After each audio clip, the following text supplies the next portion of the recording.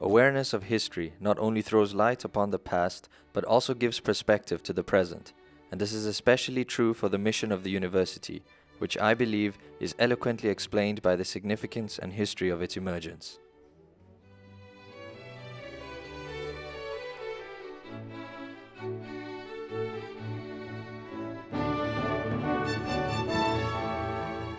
Stepping out onto the highways of the Middle Ages, the man of the times realizes that the acquisition of knowledge has become a highly valued priority in life. Such men join various communities, form societies of arts and sciences, lay foundations of the first universities, which in the 14th century begin to assume important intellectual and spiritual roles. In Hungary, it is King Louis the Great who initiates the idea of founding a university, which soon comes to fruition on 1st September 1367. With the permission and approval of Pope Urban V, the first university in this country is established in Pécs. Our most beloved son in Christ, Louis, King of Hungary, strongly desires that the Apostolic Holy See order and establish a studium generale in the city of Pécs for all permitted sciences, that the faith may be spread, the ignorant be taught, equity be strengthened, the quality of legality be improved, and sensitivity in its regard be developed. We, having thoroughly considered this, decide and order that in the above-mentioned city of Pécs there be a studium generale. No finer proof is given to the existence of our first university than the pages of the Codex of Munich, which contain sermons at the University of Pécs from the years 1380 and 1390. However, the reason why these productive years are suddenly discontinued sinks into the oblivion of history. No one other than King Matthias the Just himself could have more right to follow the footsteps of the founder. He plans the foundation of the Second University of Hungary for 1467, the 100th anniversary of the setting up of the first one in Pécs.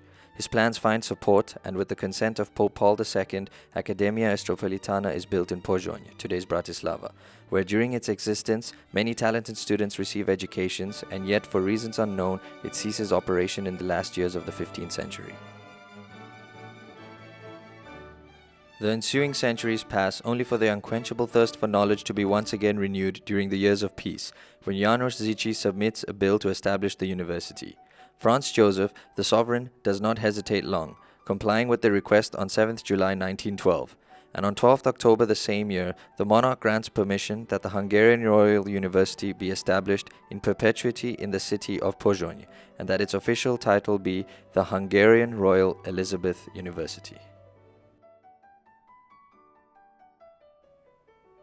It is impossible to find any better expression of the gratitude and respect of the Hungarian nation than eternally linking the name of the university to the name of the Blessed Queen, angelic guardian of our nation. Teaching started on 3rd October 1914. No sooner had the first academic year begun than one of the gravest tragedies ever, World War I, fell upon the country. In this bloodshed, King Charles IV, the new sovereign, in accordance with the original plan, provided for the undisturbed operation of the university, which on 14th April 1918 launched its new, long-desired Faculty of Medicine.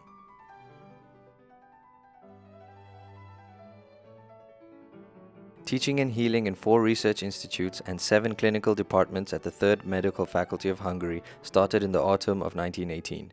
The early directors of these departments were Dezső Velitz, Ferenc Herzog, and Lajos Bakai, appointed by Franz Joseph earlier in 1914, and later Camillo Reuter, Ferenc Veres, Paul Heim, and Joseph Imre Jr., appointed by Franz Joseph's successor, King Charles IV, in 1918.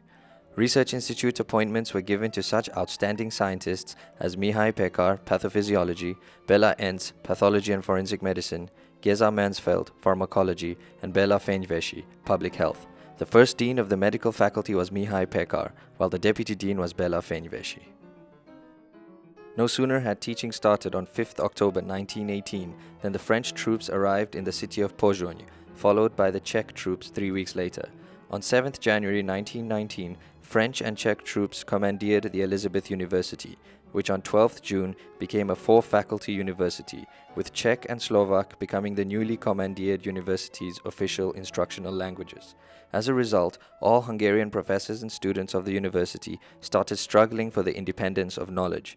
Despite these efforts and struggles, the university became the property of the Masharik government on 22nd September 1919, and starting on the following day, the departments and clinics were led by Czech professors.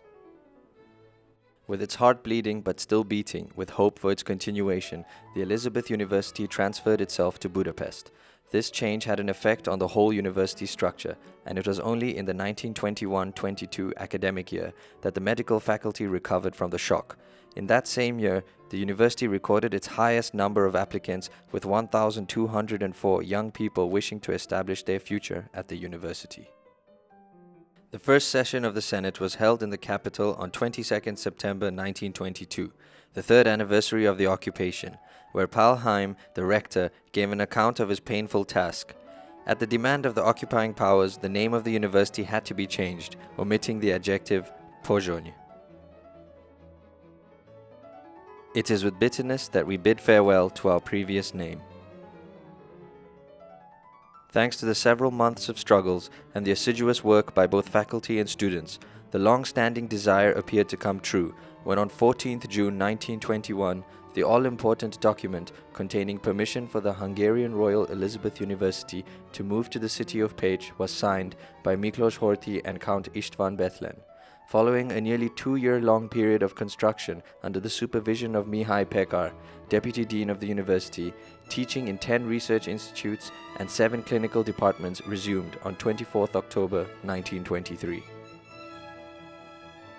Although the government of the time hinted at the idea of closing the university for economic reasons, the city of Pécs made all possible efforts to support its operation. The university was given financial support and also buildings were donated to it to maximize its standards of operation. The research profile of the university was shaping up. The professors of the medical faculty were publishing widely. With such determination and perseverance on the part of the staff and its students, no power was able to prevent Elizabeth University from operating. As a result of the industriousness, the idea of closing its doors was soon abandoned. Few universities were born among such enormous difficulties as the University of Pécs, which is so dear to us. The people of Pécs love their university and never yield to despair. Remember Modács, who said, "Man, struggle and hope with trust." Once the university had succeeded in overcoming all difficulties, the reform of the internal structure began taking shape, and as a result, a rapid growth in the number of students took place. At that time, 1/3 of the students came from poor families. So, on the initiative made by Béla Ents, the management of the university made a decision to turn more attention to its students' welfare. The Committee of Students' Welfare, chaired by Soma Beck, came into being. The number of foreign scholarships increased, and the Maurinum Students' Home was opened. On 22nd April 1928, the foundation stone of the St. Maur Hostel was laid, which was followed by the inauguration of the university pharmacy 2 years later. Unity is a power that can move mountains.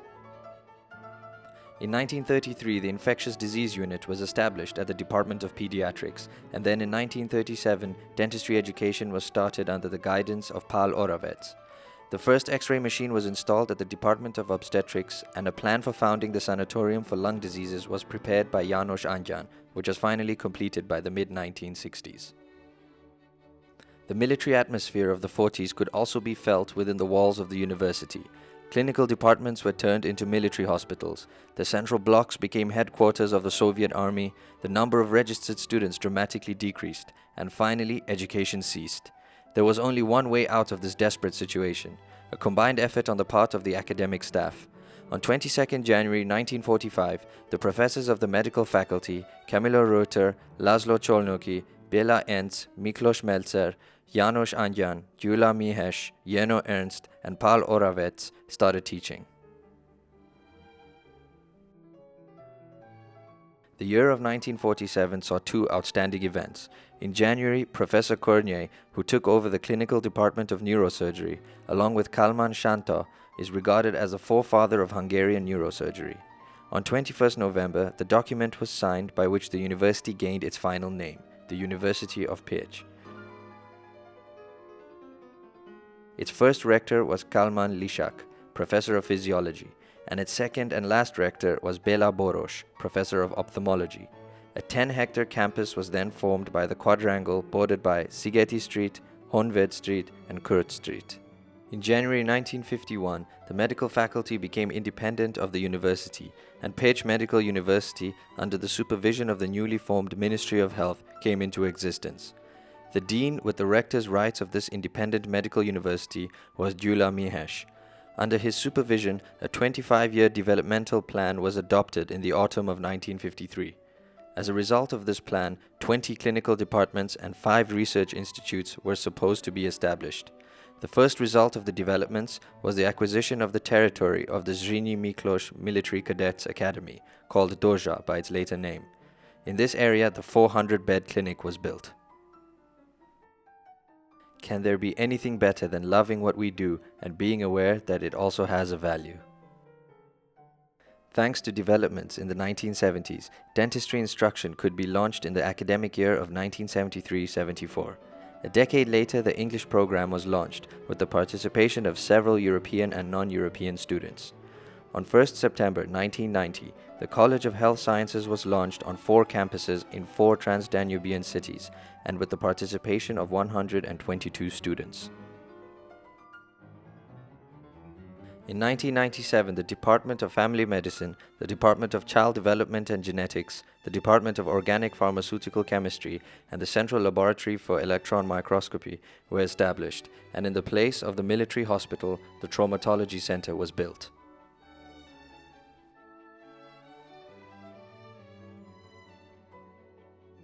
On 1st January 2000, Pécs Medical University, János Pannonius University and the Ilyes Gyula College of Székesfehérvár signed an agreement on merger by which the University of Pécs, with 9 faculties, came into existence.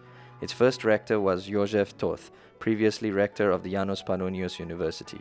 At the same time, the Medical and Health Sciences Center also came into being. Its first chairman was Professor Árpád Bélyei. In the academic year 2000-2001, pharmacists' education with 30 subsidized and 10 fee-paying students was started. The leader of this major appointed by the dean is Professor János Szolcsán, head of the Department of Pharmacology, member of the Hungarian Academy of Sciences. Medical education in German was started in 2004, while in 2005 dentistry education was first offered in English, which has been available also in German since 2006. In 2006, Dr. Péter Nemet was elected Dean of the Faculty of Medicine. Thanks to both his and his colleagues' activity, the students of the medical faculty can acquire an in-depth medical science education in a pleasant and tranquil environment.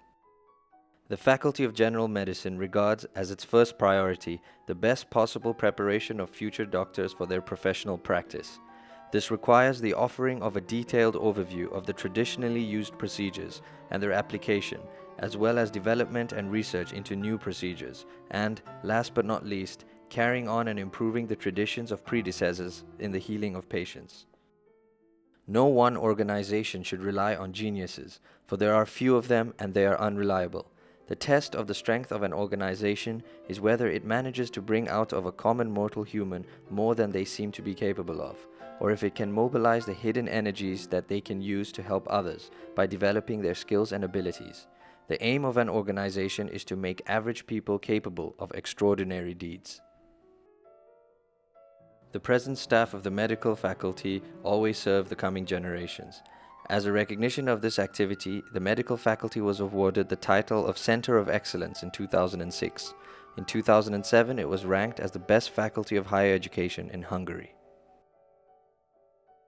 Research institutes and clinical departments of the Faculty of General Medicine at the University of Pécs are committed to activities in the fields of healing, education, and research, both at the university as well as in the whole region. Research institutes publish a number of internationally recognized research findings, which are part of national and international researchers' communities. The clinical departments serve as life belts for patients, offering full and effective service in the field of the healing art. All colleagues at the Faculty of General Medicine at the University of Pécs have the following motto in mind. He who saves a life saves the whole world. Úgy gondolom, hogy az orvosi hivatáshoz kell valami adottság. I believe the medical profession requires a special faculty, a kind of faculty that the student is motivated to deal with patients and heal them, and also a sense for cultivating science. It is impossible for everybody to make a good physician. No, it isn't. I used to believe that. Anybody can become a prophet. And then I was diagnosed with hypertension. Then I came to know people really created for this job, whom I thought to become good doctors, as it can be seen in the corner of their eyes, that they will make good doctors, because they concentrate so intensively, look at the subject matter, and observe the cadavers in a promising way. So, whenever I gave a positive prognosis of someone, they made good doctors indeed. Hogy az ígéretes. Akire én jó prognózis mondtam, hogy ebből orvos lesz, az jó orvos lett. Medical faculty celebrated their 90th anniversary in April 2008. The statue of Queen Elizabeth, made by the famous Hungarian sculptor Alajos Strobl, was erected in the garden of the faculty.